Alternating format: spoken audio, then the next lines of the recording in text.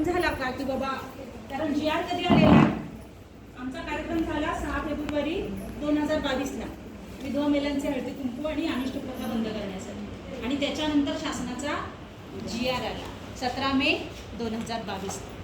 मग 2022 पासून तुमच्या ग्रामपंचायतमध्ये असा काही ठराव होणं किंवा मानसिकता बदलण्यासाठीचे वाडीवाडीमध्ये कार्यक्रम होणं, ग्रामपंचायतमध्ये कार्यक्रम होणं आणि तुम्हाला त्यामध्ये बोलवणं असा कार्यक्रम झालाय का? नाही झालेला. बरोबर. तुमच्याकडे झाला? कोणाकडे झालाय का? तुमच्याकडे झाला? तुमचं कुठलं गाव? मुरादपूर. हां, मुरादपूरमध्ये झालेला. तुमचं कुठलं गाव? करंबळे. तुमचं साडोलीमध्ये झालं नाही होते. मी आले होते साडोलीमध्ये, पण महिला खूप कमी होत्या. पण त्या वाडीवाडीमध्ये पण व्हायला पाहिजे. साडोलीमध्ये आपला एक ठराव झालेला आहे, तिथे मी आले. जरा शांत या ना. एक तर असं बोलताना चुकीचं झालं. 5 मिनिटांनी 10 मिनिटांनंतर खाल्लं तरी चाललं. आणि ही माहिती केडरला पण माहीत पाहिजे की अशा प्रकारचा जी आर आलेला आहे, आणि त्यांनी तिथं ग्रामपंचायतमध्ये बोललं पाहिजे की ह्यांचे ठराव करून घ्या.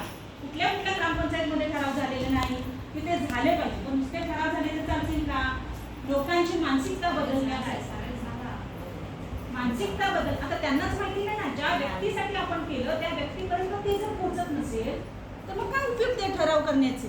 मॅडम आज आपला हा कार्यक्रम होता बरोबर ना, आम्ही सर्वांपर्यंत पोहोचलो. ज्या येणाऱ्या आल्या नाही याचा अर्थ आम्ही पोहोचलो नाही असं नाही. ते नाही सांगत आहे, तो विषय नाही चाललेला. ग्रामपंचायतमध्ये 2022चा जो जी आर आहे त्याप्रमाणे 22, 23, 23, 24, 25, 26, आता 26, 27 झालं तरी सुद्धा काही. आता सरपंचाला मीच ट्रेनिंग दिलं, बरोबर केलं.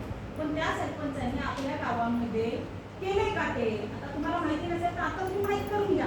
पण ते विचारा की आपल्या बऱ्याच ग्रामपंचायतमध्ये साधे ठरावही झालेले नाही. उलट काय काय लोकांना, पुरुषांना सर आवडत नाहीये. काय विधवा महिलांना असं थोडीच असतं हळदी कुंकू लावायचं. असे काही बॉडीवर असणारे पुरुषच म्हणतात म्हणून ते करतच नाही. जाऊ दे, कुठे ठराव करा असं पण होत आहे. म्हणून तुम्हीच तुमच्या हक्कांसाठी जास्त करून जागरूक व्हा. तुम्हाला माहीत पाहिजे की आपल्या आजूबाजूला काय चाललंय. म्हणून अशा कार्यक्रमांमध्ये तुम्ही बाहेर पडलं पाहिजे, आलं पाहिजे. इथं आलात म्हणून 4 गोष्टी कळल्या की नाही. आता येताना काय करायचं? एकटं यायचं नाही. तर येताना आपल्याबरोबर 5-10 बायकांना सांगायचं. तुम्ही जर एकत्र असाल तर तुमचे प्रश्न सुटणार.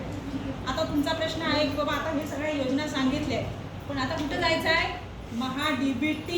आता हे काय असतं महा-DBT? त्यांचा स्तर जो आहे तो त्यांना तो माहिती नाही. पण आपले प्रश्न आपल्याला मांडता आले. त्या कशा बोलत होत्या? आता नाश्ता मिळाला की गेल्या, म्हणजे त्यांना हे महत्त्वाचं वाटत नाही. ज्योती मॅडम त्यांना जरा 5 मिनिटं बसायला सांगा. मी सीओ मॅडमला सांगणार, बरोबर सांगायच्या वेळेला गेले. मी माझ्या मर्जीने आलेली नाही. आपली चक्रवेदी सोशल फाउंडेशन संस्था ही जिल्ह्यामध्ये आता जे सर सांगत होते, मनरेगा आम्ही 2015 पासून सरपंचांना ट्रेनिंग देतो. पोचली का मनरेगा? झाली का कामं? मिळाले का प्रत्येकाला रोजचे 300 रुपये? मिळाले का प्रत्येकाला 300 रुपये मिळाले? तिथे असलेल्यांना, आपण ग्रामीण भागात राहतो तरी मिळाले का? नाही मिळाले. 2015 पासून आम्ही ट्रेनिंग देतो की हे तुम्ही करा.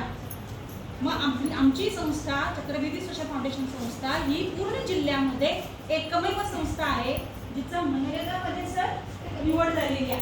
तुम्ही आता छान सांगितलं. मी म्हटलं सर बरंच माझंच काम बरंच करताय की तुम्हाला कोंबड्यांसाठी जो खुराडा आहे, तुम्हाला गोठ्यांसाठी 70,000 रुपये आहे, प्रत्येकाला रोज 300 रुपये आहे.